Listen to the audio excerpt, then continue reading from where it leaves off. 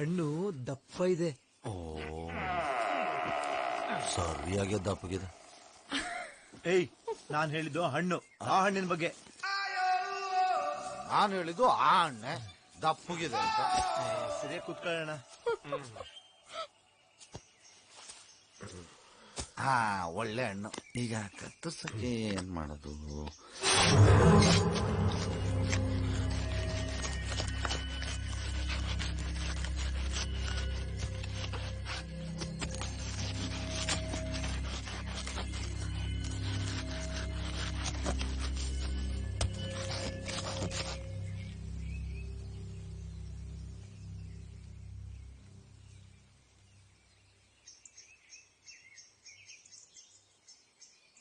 ಇದು ನನ್ನ ಸೇಫ್ಟಿಗೋಸ್ಕರ ತಂದಿದ್ದಷ್ಟೇ.